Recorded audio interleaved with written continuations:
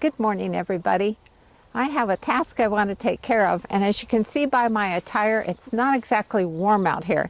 It is 38 degrees Fahrenheit. However, I have been pre-warming the soil in this bed for the early lettuce that I started a few weeks ago, and today's the day they get to go out. These plastic things are known as row cloches. I got them from Gardener's Supply a few years ago. They have little vents in the top, and they're just really handy to have around. I've also got my soil or compost thermometer with a long stem on it.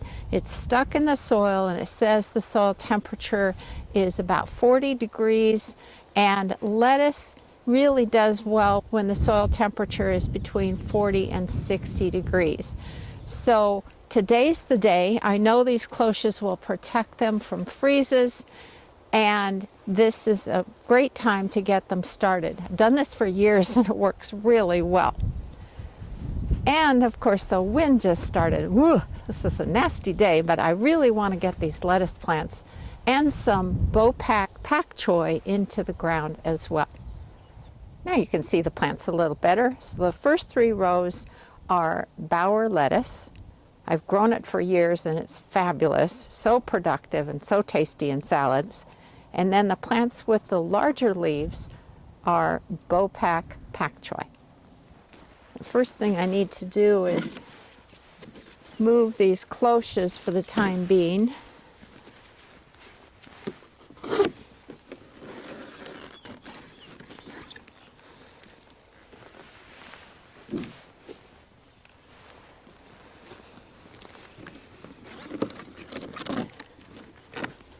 Okay, let's get these babies into their new home. Look at this wonderful seedling. Nice root system, and it is raring to go. You can see the soil is loose, so that's good.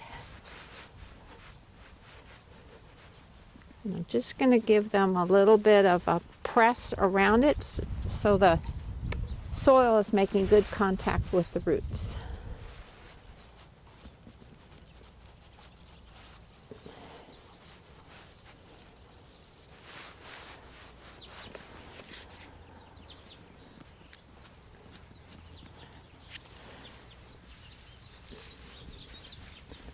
Spacing them about 8 inches apart, I'd say. They'll form really nice little domes of leaves.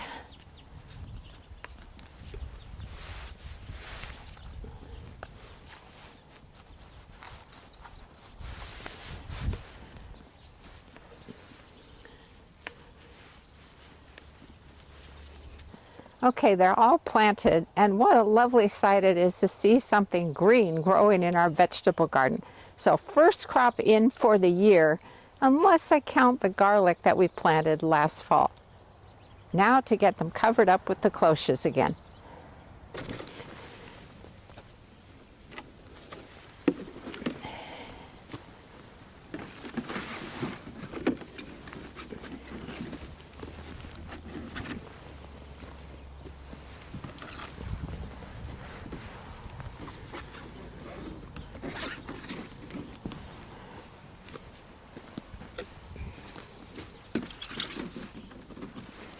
The cloches come with little metal pins, and I'm definitely going to put them in place because we're expected to have pretty strong winds today and tomorrow. I certainly don't want this lovely cover coming off of the veggies. Now they're all snug as a bug in a rug.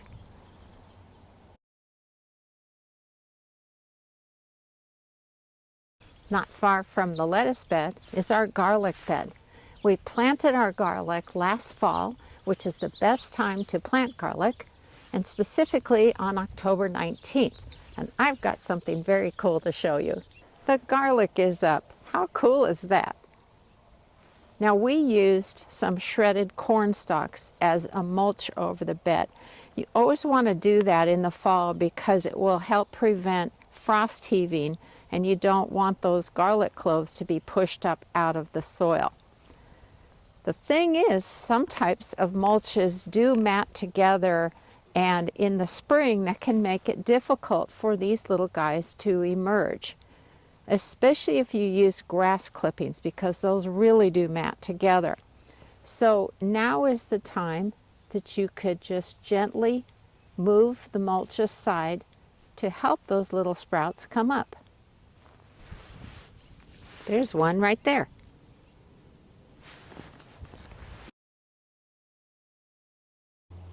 I wanted to show you this absolutely gorgeous rock garden iris called Catherine Hodgkin.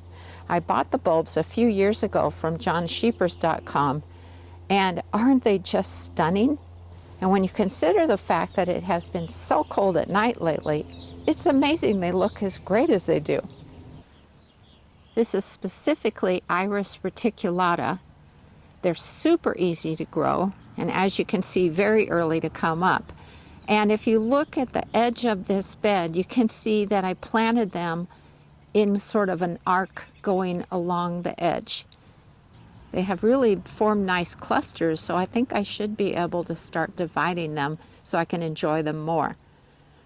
You can see that this bed isn't tidied up yet, and it's okay. It's just a little bit too cold to be disturbing things just yet.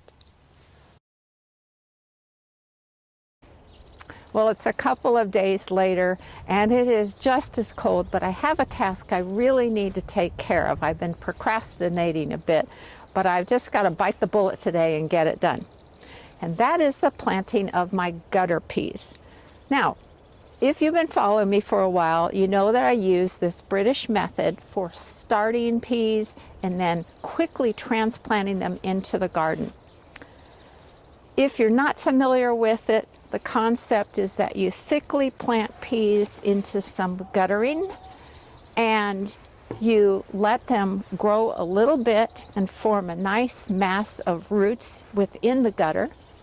You make a trench in your garden at planting time, and then you just put this in the edge of the trench and slide it along at a steep angle, and all of the seedlings just slide right into that trench. It is so slick.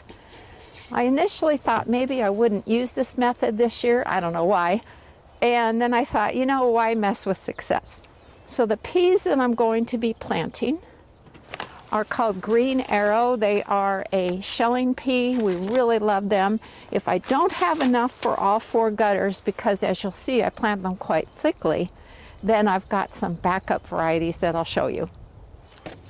The first step is to fill each piece of gutter with some potting soil. I'm using an organic potting soil from G&B, or Gardener in Bloom, which came from our local garden center. And that's why I'm doing this outside, because it's a messy job.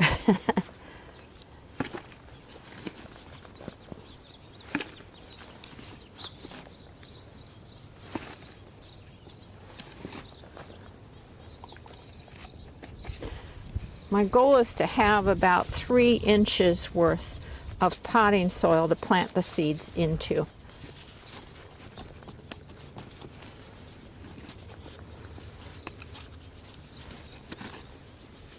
Okay, now I'm in the greenhouse, and it is much more pleasant and certainly out of the wind. So ordinarily we don't heat the greenhouse, but this time of year, since we're doing a lot of seed sowing and staging of plants before it's safe to put them out in the garden, Bill has set up a little space heater with a thermostat on it. If the temperature goes below 40 degrees, it comes on to bring it back up. And I just wanted to show you, in case you follow me on Facebook, these are a bunch of rosemary cuttings that I'm growing for our local Master Gardener plant sale. And these have been doing really great, so I finally moved them out here just to get some more room in the kitchen. But those are doing great. And then Bill has put all of his onions and shallots that he has been growing from seed out here. So it's so nice to see things that are green. But let's get those pea seeds planted. I like to plant a double row of the pea seeds, which is why I was worried I might run out of seeds later. But that's okay, because I've got backups. And all I'm doing for the moment is just putting them on the surface of the potting soil. Okay, I've got the seeds in the first two gutters, and what I like to do now is to use these high-tech tools to push the seeds down close to an inch in depth.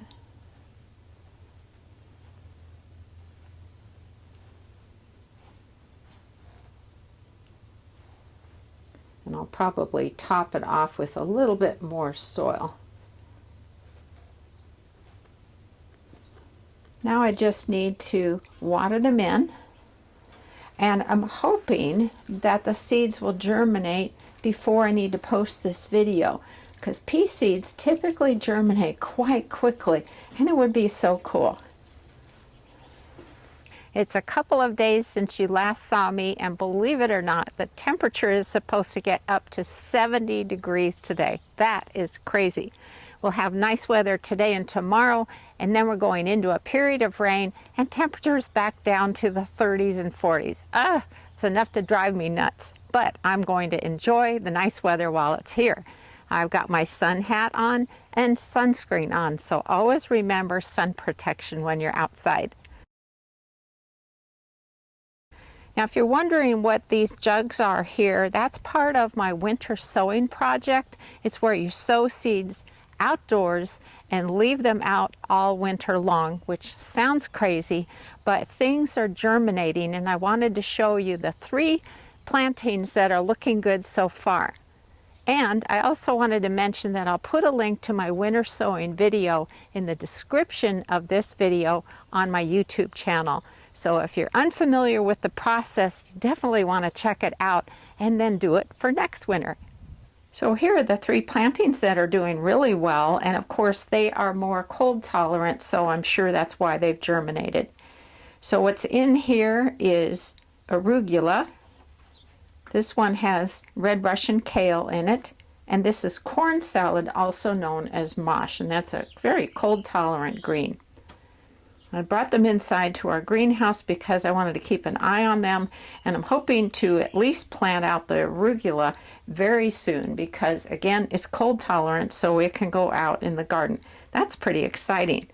Now, one thing that I wanted to point out is you can see there are a lot of seedlings in this jug, and that's okay because at planting time, I will very carefully upend it onto my hand and then right it again, and then slowly tease apart the roots and plant them. This will work just fine. I think it's been about 4 days since I planted the peas in the gutters, and I remember saying at the time that maybe the peas would be up before I need to post this video.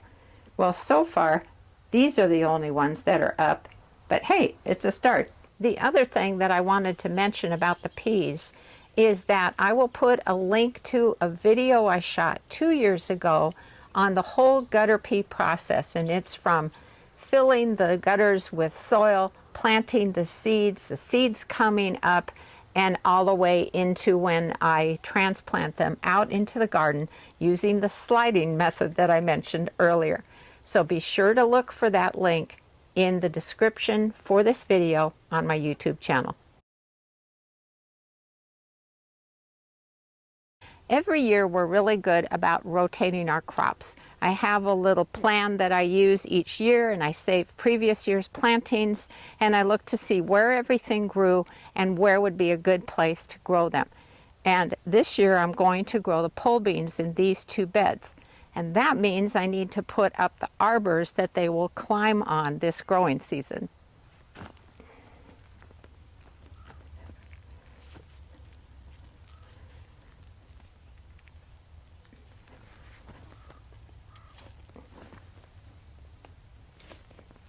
So we use a series of 4 trellises that we got at a garden center way back in 2008. And I'll space them a few inches apart so they span the length of the 2 8-foot beds. And this method works so slick.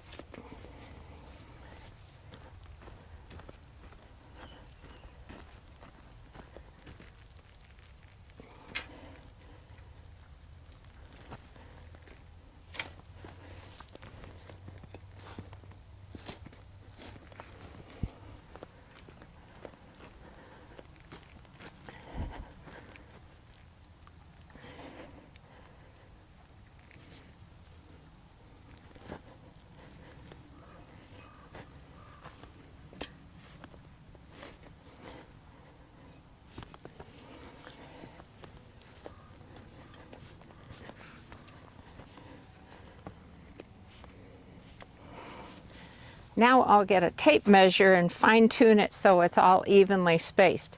Now, as I mentioned, we bought these in a garden center. Everybody asked me where they came from.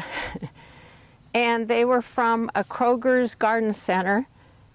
If you don't have any luck there, check your local garden centers, check home centers, check online, maybe somewhere like Gardener's Supply, and you should be able to find some type of trellises that you could make your own bean arbor with. This is the other major support system in our garden, and it's an arbor made from 2 cattle panels. And it does need to move all the way over to this bed and this bed. But that's a 2-person job, and hard at that. But I'm going to wait until Bill's available to move that with me. In this bed and this really long bed here, we're growing a few varieties of raspberries. And they probably look very nice and tidy to you, and that's because about 3 weeks ago I came out and I shortened their height, and I also was really particular about pruning out any kind of wimpy canes because they're never going to get better, and I want strong canes that will produce well for us. Heading farther south, we've got these 2 rows of blackberries, and what I did again a few weeks ago is I trimmed off any ones that had borne last year or anything that was damaged or wimpy. So as you can see, we really like to eat good food, and boy, you just can't beat fresh blackberries. Yum. Now, one task that I am just itching to dive into is to clean up matted leaves on the pathways in our back garden. However, there is the potential for beneficial insects to be hibernating in those leaves. It is safe to do your yard cleanup once the temperatures are consistently 50 degrees Fahrenheit or higher. And on that note, I'll leave you with these beautiful rock garden irises called Harmony. Aren't they lovely? Thanks so much for joining me in the garden today, everybody. Happy gardening.